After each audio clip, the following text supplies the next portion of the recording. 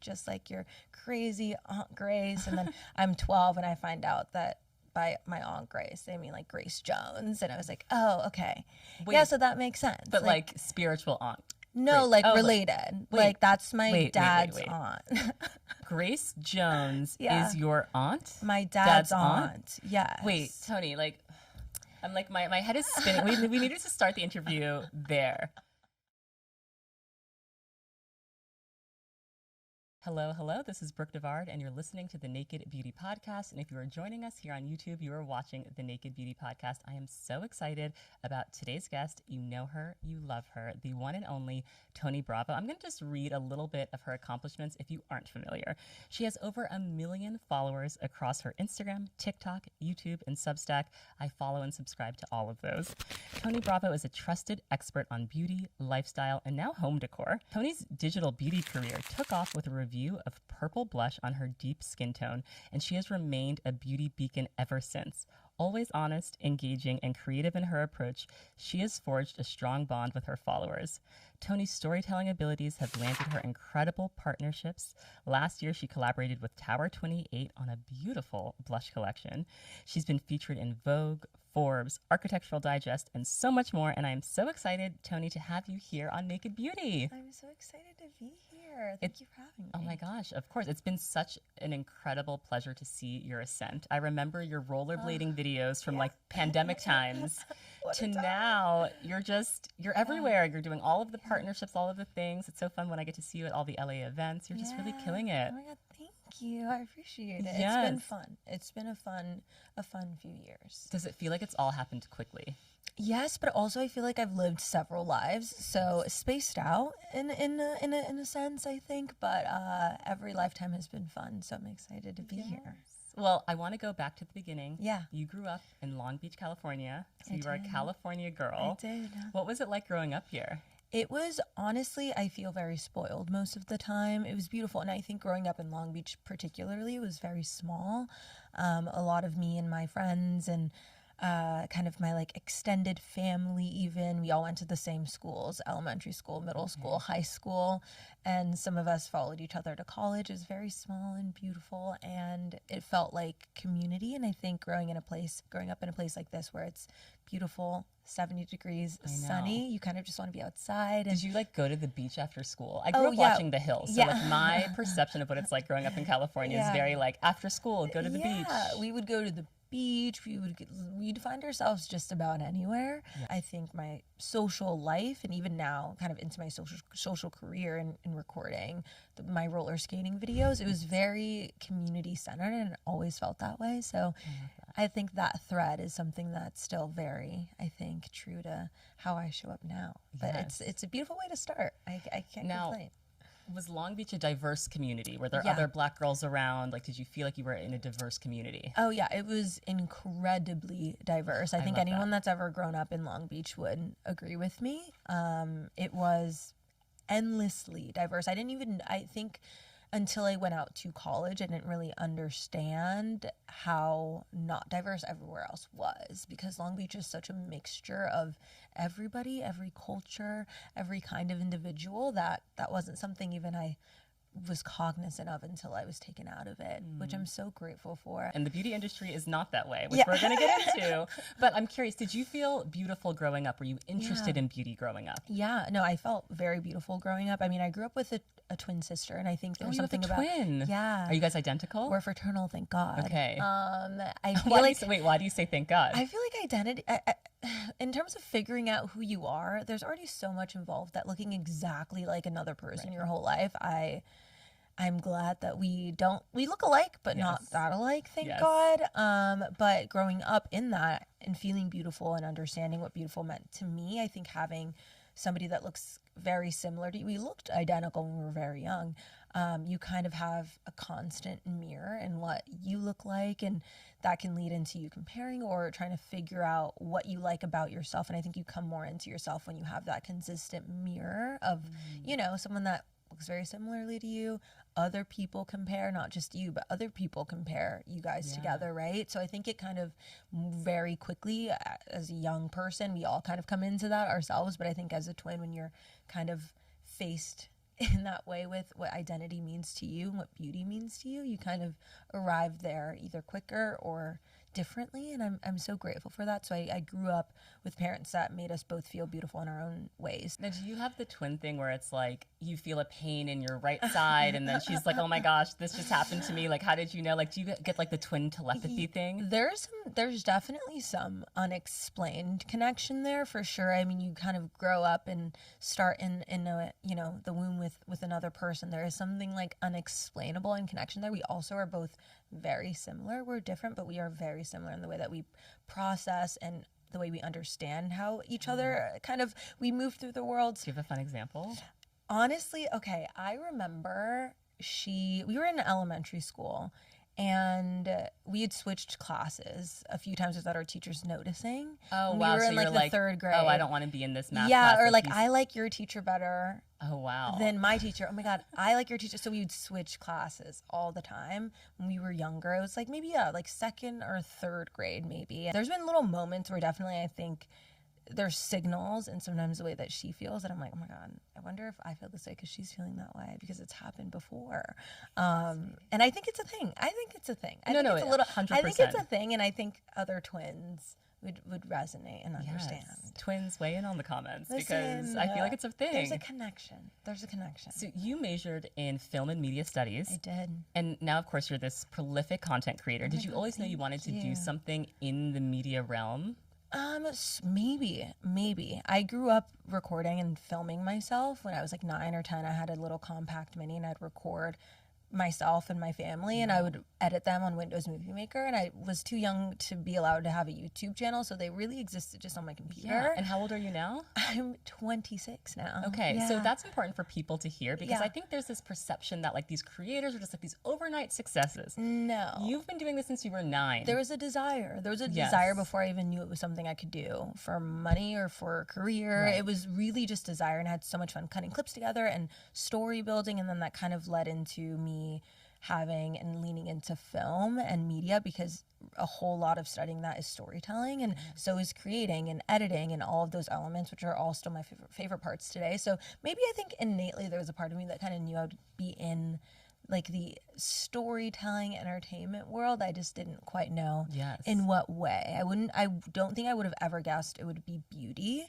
But you really do have to love it to dedicate your Oh, career to it 100%. because otherwise you're not turning on the camera. It's just Oh. too much work. It's like you have to really love it. You have to really enjoy multiple elements of it and not just one. What So are I all of realized the that. elements that people don't realize go into being a professional content creator? Time management is a huge one. The editing process, I edit everything myself because I do enjoy that, and I still enjoy that since since I was 9. That was like one of my favorite parts, and that's very, very, very time consuming. What do you edit on?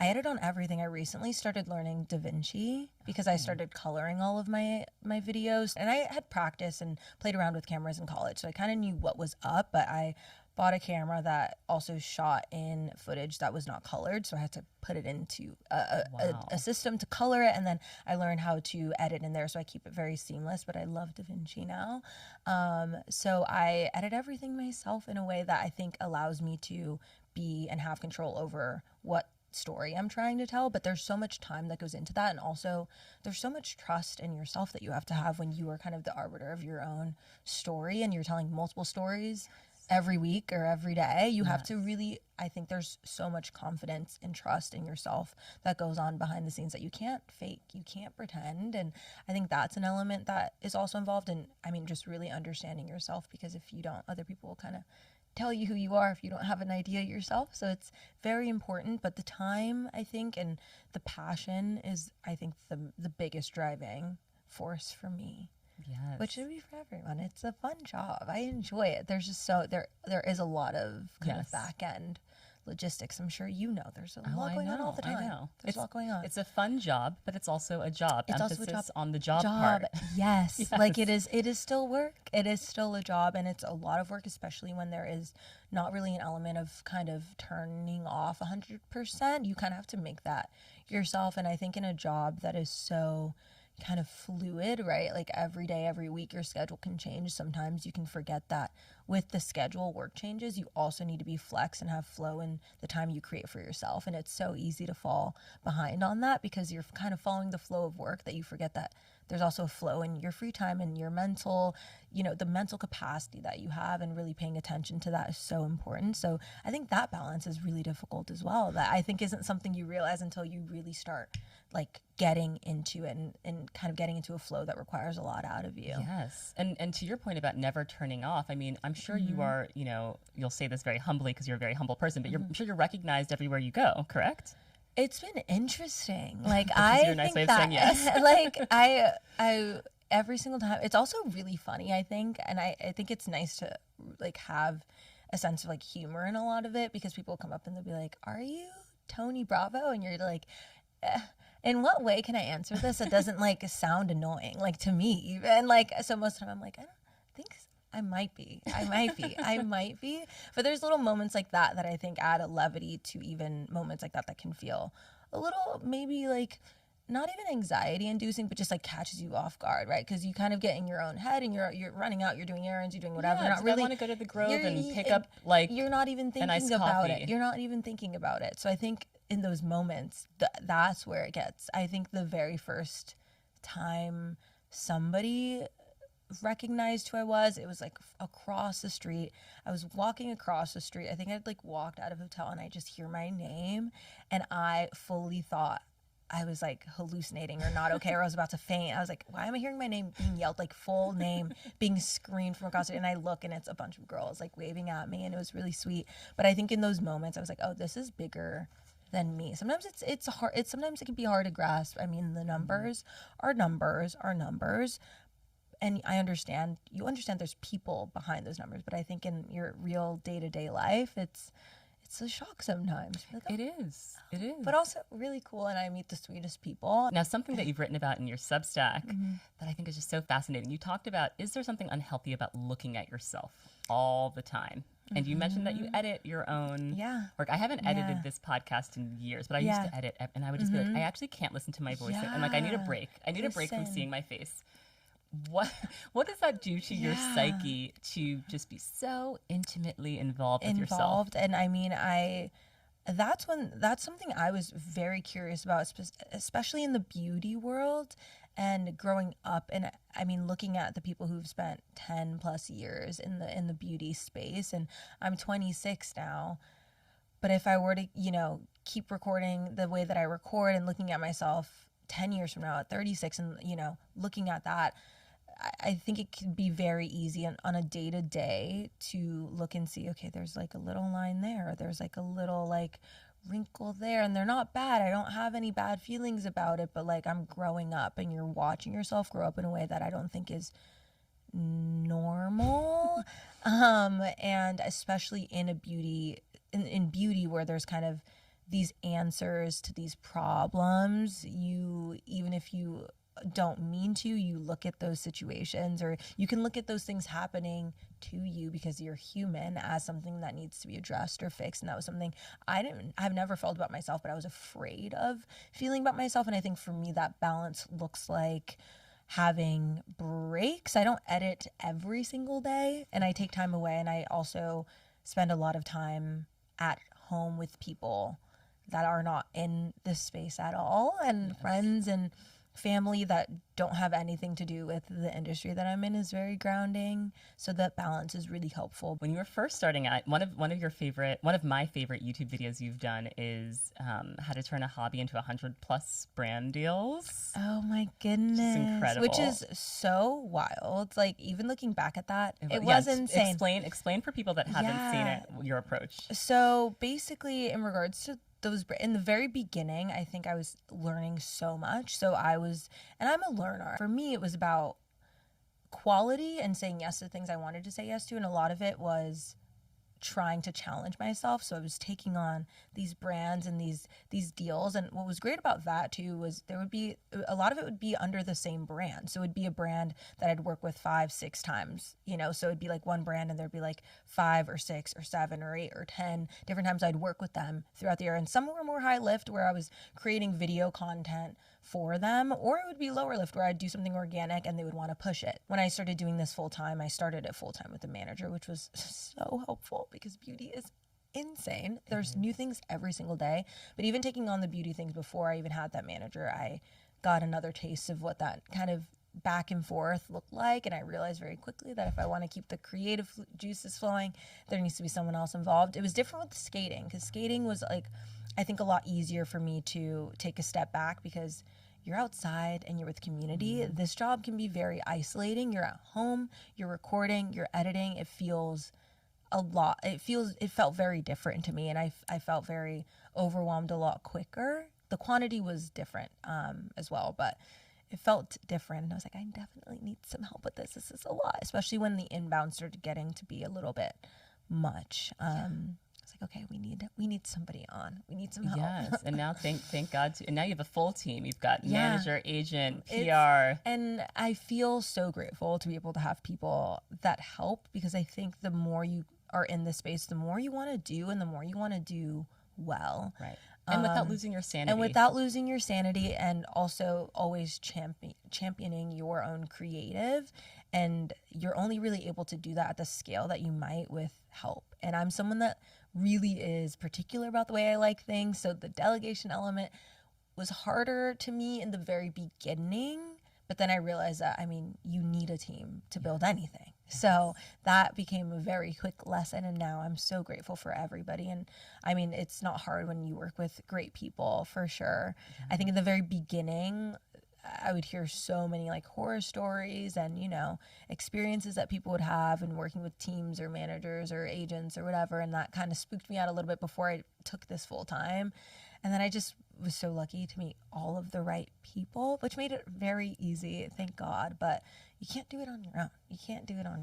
You just can't. Absolutely. Absolutely. Now, I want to talk about your first kind of foray into beauty in a professional sense, because you had an internship at Rare Beauty, I did. which turned into a full-time social media associate position. And although you were only there for 6 months before your career just took off in an undeniable way, what did you learn about beauty as an industry and social media during your time at Rare? Oh, so much. I was 22, and that feels, first of all, like lifetimes ago to me. I felt like 4 years ago. I look at pictures and videos of myself and I was like, oh my goodness, what a baby. I had just moved out to LA. And right before that job, actually, I had worked for like a year maybe at BuzzFeed, and I was working alongside their beauty verticals. So that was my first kind of step into these like beauty challenges, but it was long form, so it was very different. But working there, I think I learned a lot more about, I was reintroduced into the beauty industry outside of 2016, which 2016, that was like I was obsessed with beauty. I was obsessed with makeup, but the inclusivity element was just not there. I wasn't shopping at Sephora. I wasn't shopping at Ulta. I was going to the drugstore, and there was just not anything. So I was like, okay, I'm done. I'm kind of done with like getting into the makeup of it all. So I stopped, and this was my first kind of peek behind the curtain of where the beauty industry has gotten. And I think it really taught me, first of all, how passionate people are about beauty, but second of all, I think how much work is happening behind the scenes. I'd watch a lot of creators like Gloria, who's now one of my great, amazing friends, do this work, kind of not even, I think, in such a like righteous, beautiful way where, she's championing brands to be better and do better. And I think there was so much of that I wasn't consuming. I had deleted TikTok before I worked there. I had deleted TikTok for a while. I wasn't consuming short form at all, let alone short form like beauty content. So I was kind of thrown into this world where I had to re-download it. I was consuming all this beauty content, and I had no clue how big beauty was and how much community was behind beauty. So I learned that, and I just learned also that there's so much, I think, work that people like me could provide to the industry in a way that I had no clue. I thought I was stepping into the space where I was like, what am I going to do? What am I going to do? What am I going to provide? I knew that my perspective was always strong, but I didn't really know where that would fit. And I think working there and meeting the people that I met and meeting the creators that I met, I was like, okay, maybe I do have some things to say. Yes. Well, I think the thing that's so shocking when you see the way beauty operates in a corporate setting is there will be 15 people on a project, a huge budget, to make a 30-second video that people may or may not watch, so much time on scripts and the treatment plan and what's the opening shot. And you're like, oh, I could actually film this on my iPhone and it would actually have much better engagement. And like, I immediately have like 16 ideas. Like, we don't need to do like a 4-week planning thing to make a short video. But I think that's why there is so much power going to the creators, because you all organically have the ideas and the production expertise. I agree. And there's so much, I think, fun in beauty that I think I learned in being able to play around with all these I had so much stuff. I had so many products. I had so many things. I didn't really know what to do with them. And I think entering the beauty space and having, a deeper complexion, I was always very curious about how things looked, and how things looked on me, how they showed up. And I think I was experimenting quite a bit when I was there, which was so fun. And that's kind of where I began speaking and talking about the blushes and the bronzers of it all, and really leaning into encouraging brands to do better and also expand. And I think also being a Black woman in this space already can feel like so much, let alone if you're the only Black person in a space or not. It kind of can feel like it's there's a lot kind of weighing on your opinions or your thoughts. And I started really realizing, especially in consuming content, that there was a need for people to be honest but also true to themselves in the way that beauty and what beauty means to them. I think for me, that looked like just trying something on. I didn't know what I was doing. I wasn't an expert. I was not an MUA, and I was never claiming to be. But I think the bigger picture was just really leaning into joy, fun, but also having a perspective that allows for growth and positive change in the industry. So I didn't really know it was that. I think heavy in regards to the way it resonated with people, and my experience was mirrored and echoed in so many people that looked like me. I had no clue until I started leaning into it, and I think that was a sign of like, maybe I can keep doing this. I don't know. Yes, and I mean, we've got to get into the fact that you are the CEO of Blush, truly, and what I love about your content is from the beginning, it's been important for you to show how, these blush tones show up on people with deeper skin. Yes. But you've continued to do that. So why has that remained an important, because, sometimes we see in content creation, people start with one thing and then they grow and evolve and they like leave it behind. Totally. But we love, as the audience, we love when people stick to the thing I came here for. I mean, and I love your evolution as well. I love all of the home stuff. I love the fashion stuff. Like, I'm here for it all.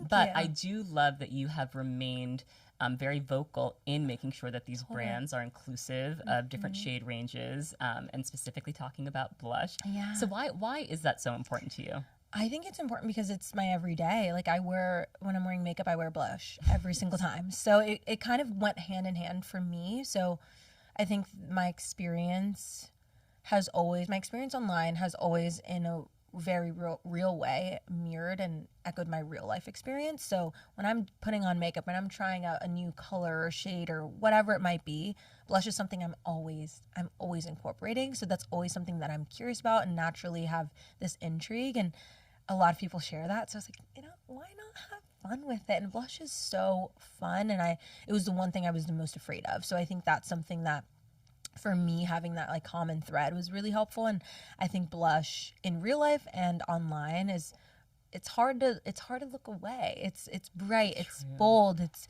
very beautiful, and I think it kind of speaks to metaphorically to the space that I think I've been able to take up in this industry in a way that is really beautiful. And I think that sticking to that is very just organic for me because I do it every day. Like, this is true to me. I love blush. I wear it every single time I put makeup on my face. And the fact that there are so few blush tones for women with darker skin, it's like there's just so many peaches and light pinks and like love that for the fair skin girls, but like when it comes to people with our complexion, it gets smaller and smaller and smaller. And it's getting better, but there's still nowhere near parity. Exactly. It's getting better, but there's still work, and I think that's where I'm so grateful to see people speaking up and not being afraid to speak up about what works and what doesn't. And so for me, it's just, it's like walking, it's like talking. Wearing blush is very natural to me now. And I think sharing that with my audience is something that I think I'll always enjoy. I always enjoy talking about blush, a blush moment, a little makeup moment. And I think beauty bleeds into everything, whether it's lifestyle, fashion. I'm just speaking to someone, right? You notice the makeup on somebody's face. It's so, I think, intrinsic to be kind of curious or interested in color, especially when it's on somebody's face. Exactly. So for me, it's very organic, but also if I saw somebody with a blush color I liked, I'd want to know what it is. So very organic. Now, of course, I need to know, what are your top 5 blush colors, formulations? Are they powders? Are they creams? Give me everything. Okay, so I don't know if this would count as 2. Maybe it would. But obviously, you have to start with Tower 28. Yes, Sunset Shirley, Downtown Daiquiri, both of which I'm wearing today. Beautiful. I wear, how many I've gone through, I can't even tell you. I wear them basically every single day, and it's been beautiful to see them, not just on my cheeks, but on other people's. And then Danessa Myricks. Prima Donna is my favorite right now. That pink is just the warmth, the glow, and her formulas are just actually insane. So good. So that's up there. Rhode, Date Cake, and Sun Soak. Okay. Beautiful. And finding a cream orangey blush was very, very difficult for me. So finding one that I like, I really stick to it. So Sun Soak, Date Cake, those are my favorites. When you do a cream, do you layer a powder on top? I do. I do a cream or a liquid, and then I do a powder, and then I do like a cream on top, typically. Just like a like a little, like, a little cream or liquid, then powder, then another layer of that same cream on top. Yeah. So, and I don't add any more onto the brush. I just take what's left over and just do a little dab, and it kind of creates a really pretty, like, natural glowy highlight. Love. So I always do that. And then I always, for my powder blushes, I have so many that I use. My NARS Exhibit A is always up there too, or Teased. You put me onto Exhibit A. So and it looks very intimidating when you see it. It's like this bright orange, and you're like, how is this even gonna and then it just looks so No, it's good. beautiful on everybody. So I love, God, I can talk about blushes every single day, but those are a handful of my ride or dies. Every single one of those in my makeup bag right now. Yes. I always keep a handful in my makeup bag, so it's nice to be able to, like, bounce around. Amazing. But those are some of my faves. Give me one more powder that you love. Ooh, okay. One more powder. Or 2 more. Okay, I'm not House gonna limit Labs. you. Okay, House Labs. House Labs, Yes. And what is going on at House Labs? Like, why are the blushes so good? And I think those formulas insane. Acai Sky is still my favorite shade. But those formulas are, they're just phenomenal. They're phenomenal. The stick and the powder. And she has a really, really cool orange. It's called Glassy Tangelo orange as well. Beautiful. So oranges are so hard to find, especially like a cream orange for my skin tone that doesn't come off too wild, and that's a really, really, really good one. Another powder. I've also used a drugstore option. I really like the NYX like buttermelt blushes. Okay. Those are really, really good. Or I lean into like a Milani Moment as well. They have their baked blushes that are phenomenal. Because drugstore now, there's some good. There's so many good, I think, affordable blush options today that I think I wish so badly that I could walk into and buy, a $5.99 Essence blush that had the pigment that it has now. Like there's so many now, which is great. We've come so far. We've come very far. You're the CEO of Blush, but you're also just the CEO of all things beauty. And I also love your lip combo videos. So I was like, since I'm here and I'm sitting one-on-one with Toni, like, let's maybe get like a little lip tutorial. Okay, yes, I have a full breakdown. Okay, a full breakdown. And you have the products here too. I have some products. Yes. So show us, teach us. So there's secret sauces to it, I will say. Take us away. Okay, so key, you have to start with the lip stain.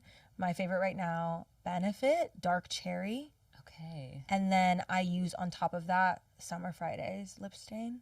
So 2 lip stains together. That is like, this is not moving as the base. Like, it's not moving. Like, this is not moving. So I do stains first. That's always like at home before I walk out the door. I'll bring my lip combo with me, but it's always that before I leave. Then you need some type of a smudge-proof lip liner Moment. This is from Marviano. If you know anything about lip liners, You should know about Marviana. This is brick mocha. It's the perfect. Wait, hold on. Let me swatch it for you too. Let me swatch. Yes. Can we see the swatch? Yeah. Okay. The beautiful. It's like a rich brown, which is actually, I would say, hard to find. It is. For it not to be like too red or too like dark in terms of like a coolness. Brick mocha is perfect. You put this and a very on, like fine point. It twists. It twists, yes. I do like the sharpening ones, but it has to be easy to sharpen. Like it has to be an actual pencil. If it's not, I'm not going through the trouble. Yes. Like it really has to either be a twist up moment. Okay, so I put this on. Here, I could put a little bit on. Yeah. Let's see. Let's see if I can do it. Can I get a little? Yeah, of course. Okay, let's do like a little. Okay. I always put that, and I like this one too because I can put it on top of my gloss, and it adds just like a little extra depth. Oh yeah. Right on top. I'm saying you're not overlining. I never overline. I just go over my Cupid's bow a little bit. Love. I mean, you have beautiful full lips. You don't need to. Oh my God, thank you. And then after that, I like to take a light pinky gloss.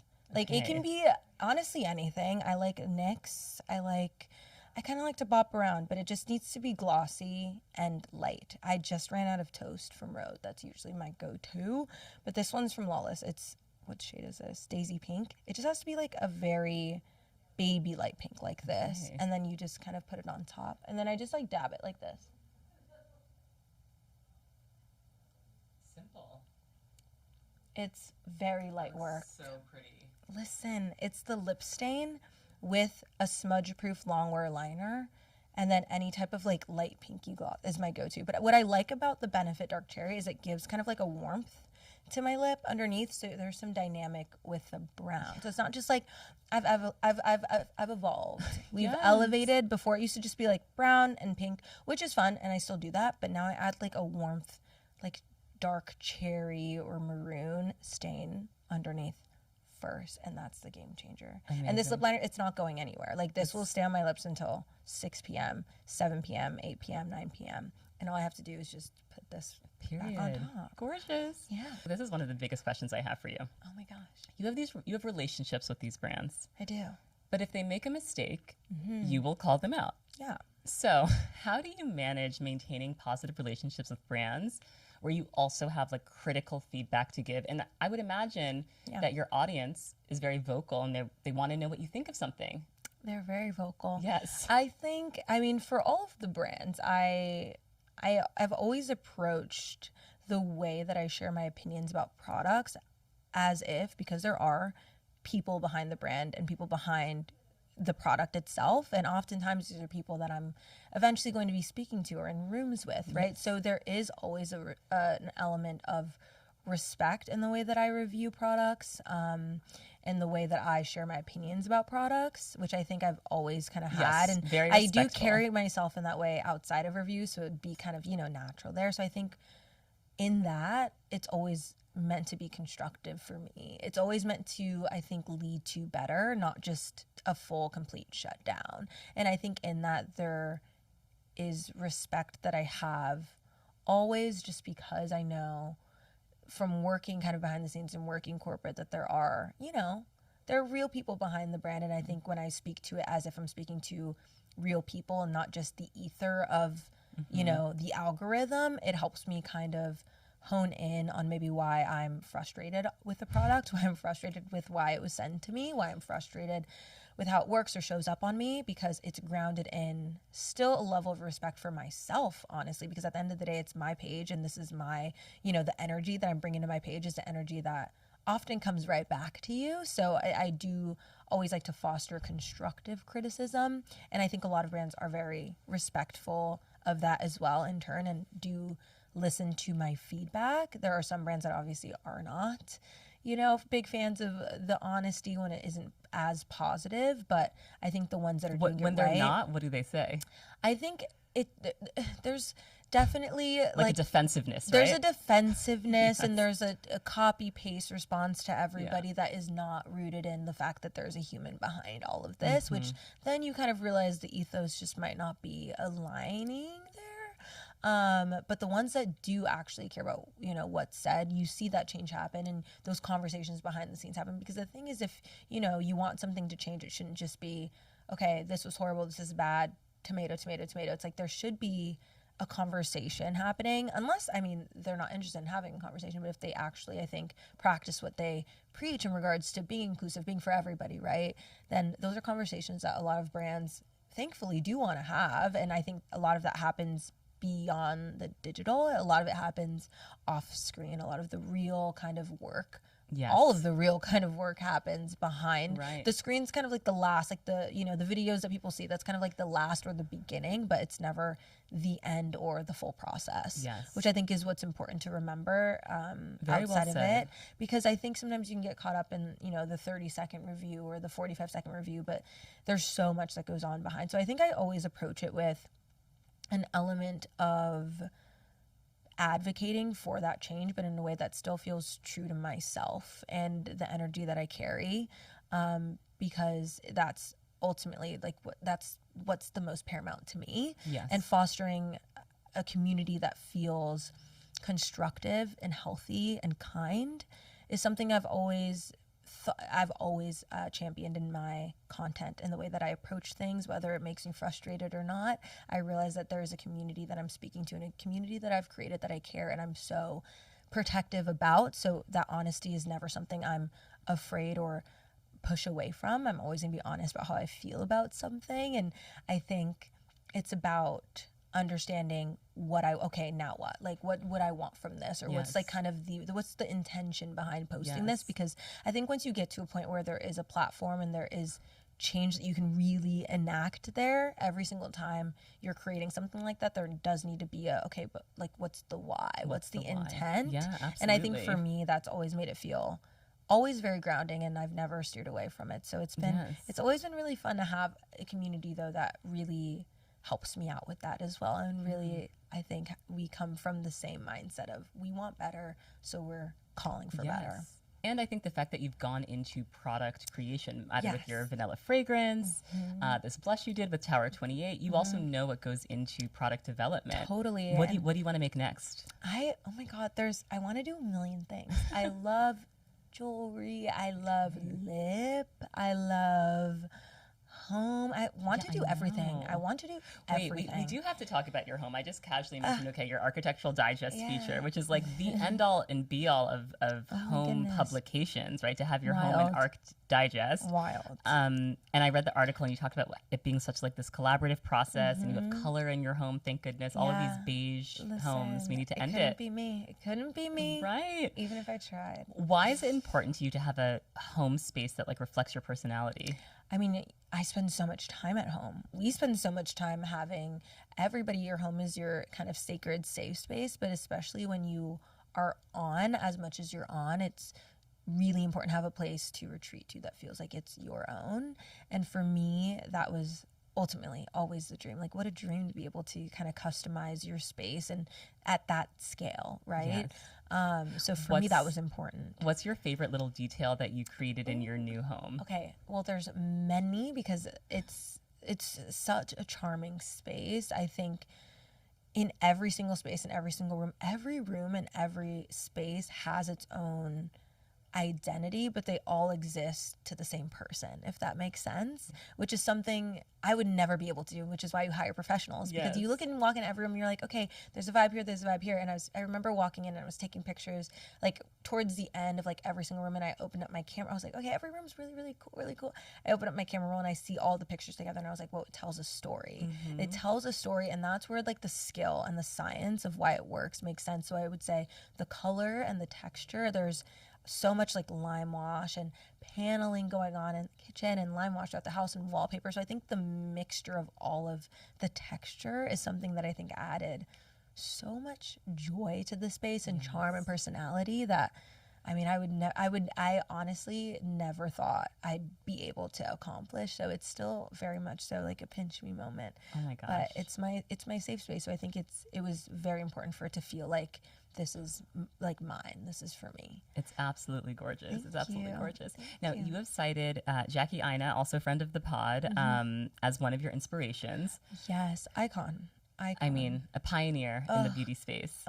Who else do you look to as kind of women in the beauty space that you really admire? Yeah, I mean, in beauty,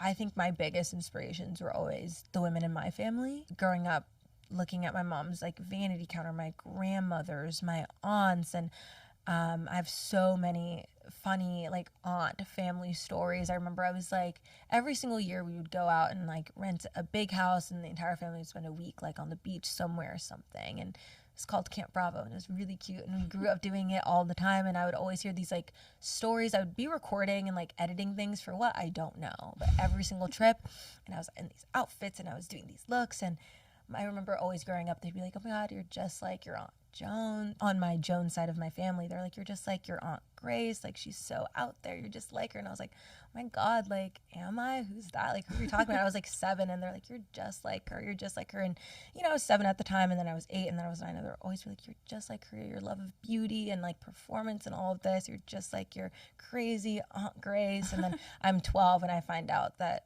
by my Aunt Grace, they mean like Grace Jones. And I was like, oh, okay. Wait, yeah, so that makes sense. But like spiritual aunt. No, Grace. like related. Like that's my dad's wait. aunt. Grace Jones Yeah. is your aunt? My dad's aunt. Yes. Wait, Toni, like, I'm like, my head is spinning. We needed to start the interview there. That is insane. Isn't that crazy? Wait, so have you met her? We all went to on a Jamaica trip. Oh my God. And she was, I think, there during the Jamaica trip. I was like, I don't know how old I was at that time. Fabulous. Yeah, and I was growing up, they would always like kind of make those comparisons, and I was like, okay. And then I grew up and I like understood who cool people were, and I was like, okay, so that makes sense. So it's like in my blood. Wow. Yeah. Wait, So this is incredible. You need to do some crazy? sort of. I'm like a huge Grace Jones fan, and she did this collaboration with some department store. I can't remember the department store, but I have this like leopard print coat. It's like a trench coat that I cherished. Like, you guys need to do a Toni Bravo, Grace Jones, like blush palette, eyeshadow palette collab, something. And I think the way, there's so many parallels, and I think the way that she's navigated being in, you know, the industries that she's been a part of, especially as like a dark skinned, like Black woman. Yes. And I mean, understanding that growing up, I had like no real clue. It's just like, la, la, Oh my la. goodness. And So your dad's Jamaican. Yes, my dad's side is Jamaican, my mom's side's West African. So we have so many cultures. West going Africa on. from? Liberia. Liberia. Okay, Yeah. interesting. So wow. I think growing up in having both sides of my family so rich in the culture, I think was yes. something that allowed me to feel my most beautiful all the time, because it's really easy to feel beautiful when you're always cherishing where you come from. And on both ends, that's what was happening. So I think that for me is reflected in beauty and the confidence that I even had to start making beauty content, not even knowing what I was doing. Yes. So I think looking back, the older I'm getting and the more I'm kind of looking back at family experiences and, you know, what confidence means to me and why I have it and where it comes from, I think you really start dissecting that really quickly. When you start sharing your parts of yourself with other people and getting feedback there, you kind of go more internal and figure out, okay, why am I so where does this come from? And naturally you do as you get older. And I feel like a lot of my 20s has been discovering where a lot of parts of me have come from, emotionally, mentally, confidence wise, work wise, like my ambition and all of that. And it all comes back to family. Yes. So. Wow. I am positively gagged over this information. I do have to ask you a few more favorites. Yeah. I need your favorite Yeah. skincare, Okay. favorite hair products, Okay. and then maybe give me like favorite fragrance. Ooh, okay. I have a few. So skincare, I keep it very simple. I don't switch up my skincare very often. I'll try new sunscreens and serums and moisturizers, but cleansers and all of that, I keep it very simple. I like a micellar cleanser. The one from the Outset is one of my favorites. It's very nice. It's such a good cleanser, or the Tower 28 cleanser, or the prequel. Like, they're you like nice, simple. I like a simple, Yes. like that's my first one, and then I always use Panoxyl 4%, like the lower one, and supplement a few times a week, just because I'm trying out so many things on my face that keeps everything just like relaxed and like not freaking out. So skincare wise, I love that. But very recent skincare fave that I've been using all the time is my Rhode mask. Have you tried it? I haven't tried the mask yet, but I do love the Rhode skincare. Shout out to Ron Robinson for No, what an icon. I know. Like, what truly an icon. But that Shout out mask to is, Haley too. no, but exactly. Ron. Listen. But that mask is insane. Like it does things that I've never seen a mask do before. Wow, okay. So 10 out of 10 recommend it. I use it a few times a week. Haircare, always going to be an overnight curl rod situation, hair care wise, because I like to keep it simple. I've developed heatless overnight hair rollers that are really cute. They're retro. They're like gingham. Oh, I need Naked them. Beauty. I'm going to send them to you. Oh, I need them. Done. And It's in I the post. love an overnight moment, because during the day, I'm not trying to do too much. Anything that I can keep to maintain curls or style, I want. Yes. So that's right up my alley. And then fragrance. Right now, I've been trying to like figure out like one really strong scent that isn't just, I have so many gourmands and vanillas that obviously I love during the daytime. Recently, my obsession has been figuring out what to wear at night and what I like to wear like evening and night. And right now, Balmain Rouge is my go-to. Okay, what are the notes in that?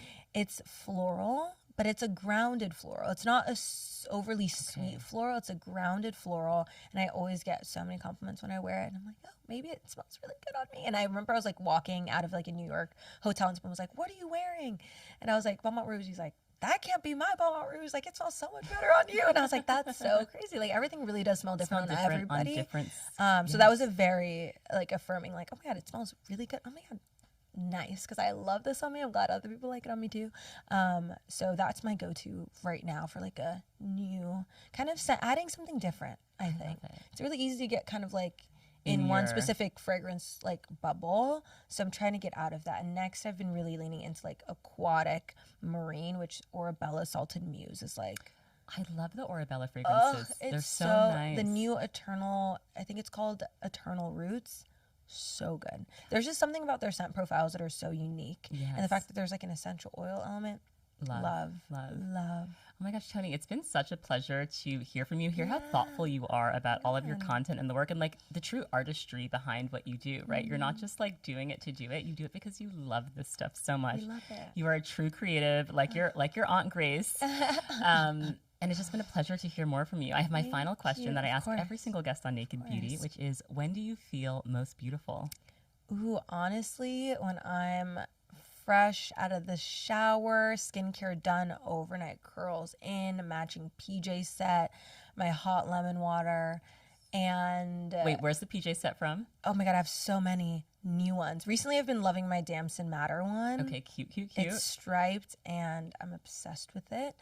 And hanging out with the people and the things I love most, which usually involves like my dog, my friends, my family, and maybe honestly, I think in those moments I like have these like mirrors in my house where I like walk by and I like look at my skin, or I like kind of, you know, without all of my makeup on, which I love myself just as much without makeup as I do with makeup, which I think is a really great sign that I'm not too jaded in this face yet, you know? Yes. But I have those moments where I kind of like passing, like on my way to bed, or like it's the very end of the day, and I just see so much of like my mom and my aunts and my grandmothers, and there's something really beautiful about, I think, getting older and, you know, growing up more into yourself, where you start to see everybody else around you that you grew up with and the people that made you who you are today. You really start to see that. And especially in beauty, there's so much focus on, you know, the products and the things that you're using, that I think when it's all stripped back and you kind of just look back and see